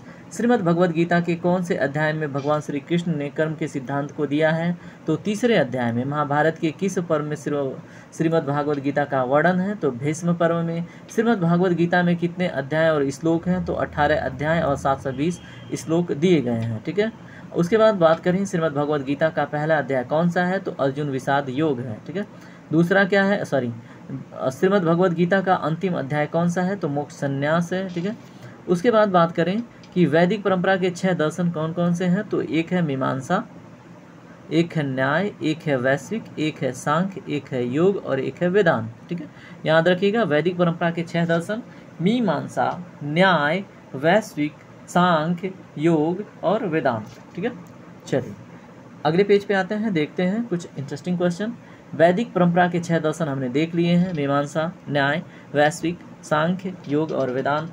भगवान पुराण किसके द्वारा राजा परीक्षित को सुनाया गया था, तो भगवान सुखदेव के द्वारा। ठीक है, उसके बाद भगवान सुखदेव के पिता का नाम क्या है, तो वेद व्यास। ठीक है, उसके बाद विष्णु पुराण कौन से ऋषि द्वारा प्रणीत है, तो पराशर ऋषि द्वारा प्रणीत है। कौन, विष्णु पुराण। ठीक है, उसके बाद अगले पेज पे आते हैं, तो ये पेज पे हमने देख लिया है भगवद गीता से रिलेटेड क्वेश्चन है, तो ये आपको पता होना ही चाहिए क्योंकि भगवद गीता धार्मिक नहीं एक तार्किक पुस्तक है। ठीक है, उसके बाद ये भी पेज हमने देख लिया है। अब देखेंगे हम कुछ नए क्वेश्चंस। ठीक है, अब देखिए यहाँ ब्रह्मादेव जी ने, ठीक है, हमारे पुराणों के हिसाब से तो जिस युवक और युवती का निर्माण किया था वो थे संध्या देवी और कामदेव। उसके बाद दूसरा क्या है, संध्या देवी किसकी आज्ञा से गौवन में आई थी, तो वशिष्ठ मुनि की आज्ञा से संध्या देवी आई थी। कहाँ पे, गौवन में। ठीक है, गौवन में। अब यहाँ पे भोले शंकर जी से रिलेटेड क्वेश्चन है, संध्या देवी को कौन सा वरदान इन्होंने दिया था, तो बताइए। मेधा ऋषि की पुत्री बनकर तुम पुनर्जन्म लोगे। ठीक है, तो भोलेनाथ शंकर जी ने इनको वरदान दिया था, किनको, संध्या देवी को, कि मेधा ऋषि की पुत्री बनकर तुम पुनर्जन्म लोगी। ठीक है, यहाँ पे देखिए हिमालय पर तप करने के बाद किसके यहाँ संध्या देवी ने जन्म लिया, तो राजा दक्ष प्रजापति के वहाँ। वाह तो संध्या देवी को याद रखिएगा। उसके बाद है राजा दक्ष कौन से युग में हुए, तो त्रेता युग। कामदेव की पत्नी का नाम क्या है, तो रति। ठीक है, आते हैं राजा दक्ष के कौन से युग में हुए, तो ये है जानकारी त्रेता युग। उसके बाद कामदेव की पत्नी का नाम रति। भोले शंकर ने किसके कहने पर दक्ष प्रजापति की पुत्री सती से विवाह किया, तो वह है ब्रह्मा और विष्णु जी के। पूरे भारत में कितने शक्तिपीठ हैं, तो यहाँ पे है 51। ठीक है, और इसमें शक्तिपीठों के ऊपर थोड़ा सा विवाद है कि अलग अलग पुस्तकें बताती हैं अलग अलग जानकारी। ठीक है, कौन से एक्ट के तहत सरकार के निजी जो जानकारी आम आदमी को नहीं मिलती थी, तो ऑफिशियल सीक्रेट एक्ट के अंतर्गत। ठीक है, कौन सी दवा यूरोपियन सभी देशों में एक मत से बयान है, कौन सी दवा यूरोपीय सभी देशों में एक मत से, इसको थोड़ा सा कैंसिल कीजिएगा, क्वेश्चन समझ में नहीं आ रहा है। ठीक है, तो इसको कैंसिल करते हैं। किस दवा की ज़रूरत ना होते हुए भी देश में 1 साल में 35 से 40 करोड़ रुपए कमा ले जाते हैं लोग। तो एनाल्जिन ओमटिंग, ठीक है, एनाल्जिन ओमटिंग है, ठीक है। तो इस पे इसका ज़रूरत ना होते हुए भी एक साल में 35 से 40 करोड़ रुपया कमा ले जाती है कंपनी एनाल्जिन ओमटिंग, ठीक है, ओमिटिंग। बिना डॉक्टर की सलाह से सबसे ज़्यादा बिकने वाली दवा क्या है? विक्स। विक्स बनाने वाली कंपनी का नाम क्या है? प्रोक्टर एंड गैम्बल अमेरिका, ठीक है। प्रोक्टर एंड गैम्बल अमेरिका क्या करती है? विक्स की गोली बनाती है, ठीक है। तो ये भी आप याद रखिएगा। अब उसके बाद देखिए प्रोक्टर एंड गैम्बल व्यापार के कितने देशों में चलता है, उसमें कौन सी दवा बिकती है? तो इसमें 56 देशों में चलता है और दवा है विक्स, ठीक है। दुनिया भर के देशों में कौन से विज्ञापन पर बयान लागू हुआ है? तो यह है दवाओं पर, ठीक है। आते हैं अगले पेज पे, ये भी इंटरेस्टिंग क्वेश्चन है। 1945 में किस अंग्रेज प्रधानमंत्री ने कहा था कि भारत देश स्वतंत्र होने के लायक नहीं है? तो विंस्टन चर्चिल ने कहा था। कब? 1945 में। स्वतंत्र भारत के किस प्रधानमंत्री ने ऑक्सफोर्ड यूनिवर्सिटी में अंग्रेजी का गुणगान किया था? तो मनमोहन सिंह ने। प्रधानमंत्री मनमोहन सिंह जी के भाषण के बाद अगले दिन लंदन बड़े अखबारों में क्या छपा था? तो बताइए। भारत देश स्वतंत्र होकर भी मानसिक रूप से अभी भी गुलाम है, यही छपा था, ठीक है। ये क्यों छपा था? क्योंकि जो मनमोहन सिंह है ऑक्सफोर्ड यूनिवर्सिटी में अंग्रेजों का गुणगान किया था, ठीक है। उसके बाद अंग्रेजी शिक्षा पद्धति से पहले हमारे वहाँ कितने गुरुकुल थे? अगर हम छोटे मोटे गुरुकुलों की संख्या देखें तो लगभग 7 लाख के थी, ठीक है। तो एग्जैक्टली हम 7,32,000 नहीं कह सकते। गुरुकुल एक गांव में भी आप देखेंगे तो 1-2 गुरुकुल ऐसे बन जाते थे, ठीक है, मतलब जहाँ पे शिक्षा दी जाती थी। भारत में अंग्रेजी शासन आने से पहले किस अधिकारी ने 40 साल तक भारतीय शिक्षा पद्धति का अभ्यास किया, ठीक है। तो इसमें थोड़ा सा इस क्वेश्चन को मैं कैंसिल करता हूँ, ठीक है। तो इसे एक बार आप खुद देखिएगा, क्योंकि जो विलियम एडम्स आए थे वो अंग्रेज शासन आने से पहले नहीं थे, ठीक है। अंग्रेज शासन आने के बाद विलियम एडम्स आए थे और इन्होंने शिक्षा पद्धति की स्टडी करी थी, भारतीय शिक्षा पद्धति की। ये सही चीज़ है, ठीक है। उसके बाद अगला क्वेश्चन है, अंग्रेजी संसद को क्या बोला जाता है? तो हाउस ऑफ लॉर्ड्स बोला जाता है अंग्रेज संसद को, ठीक है। अंग्रेज के जो संसद होते हैं उनको क्या बोला जाता है? House of Lords. उसके बाद भारतीय संसद को क्या बोला जाता है? हाउस ऑफ कॉमन्स, ठीक है। यहाँ पे बात हो रही है संसद की, संसद भवन जो होता है ना उसके। यहाँ पे देखिए अगला क्वेश्चन, अंग्रेज अधिकारी मैकाले ने अंग्रेज संसद में भारतीय शिक्षा पद्धति के बारे में भाषण कब दिया था? तो अंग्रेज अधिकारी मैकाले ने अंग्रेज संसद में, मतलब जो ब्रिटिश पार्लियामेंट थी उसमें भारतीय शिक्षा पद्धति के बारे में भाषण 2 फरवरी 1835 में दिया था। मैकाले अपने भाषण में कौन सी चीज़ को ज़्यादा विश्लेषण करते हैं? तो भारत में एक भी आदमी दूसरे के ऊपर निर्भर नहीं, यानी कि क्या है, सारे के सारे भिखारी एक भी नहीं है, ठीक है। ये बात मैकाले ने बोली थी। यूरोप के सभी रईस शहर एक बाजू में, ठीक है, रईस शहर की बात है, और भारत का कौन सा शहर एक बाजू में? तो ये है सूरत, ठीक है। तो ये कंपेरिजन है। भारत में धन वैभव और संपत्ति का मूल्य क्या था? तो भारतीय शिक्षा पद्धति थी, ठीक है। चलिए अगले पेज पे आते हैं, और यहाँ पे देखिए 100% नहीं है, ये 70% है। अगर हम कुछ विशेष स्टैंडर्ड को फॉलो करें कि भारत में अंग्रेज आने से पहले जो लिटरेसी रेट थी, और ये 100% जो है, तो ये अदर सेक्टर की जानकारी को जोड़ के बोल रहा है, ठीक है। एक्चुअल में ये 70% माना जाता है, ठीक है।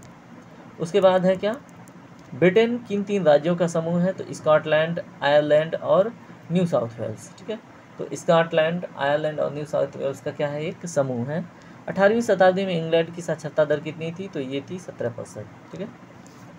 दोस्तों थैंक यू वेरी मच। देखिए आज का पूरा सेशन कंप्लीट हो गया है ना, और एक ही सांस में कंप्लीट हुआ है, और 1 घंटे 18 मिनट का लेक्चर है। तो इसको एक बार क्विकली फिर से रिवीजन कीजिएगा, स्पीड फास्ट कर लीजिएगा अगर इससे भी तेज़ स्पीड चाहिए तो, और फीडबैक जरूर दीजिएगा। चैनल सब्सक्राइब करके दोस्तों में शेयर कर दीजिए, व्हाट्सएप पे स्टेटस लगा दीजिए, जो करना है कीजिए, ठीक है। चलिए थैंक यू वेरी मच।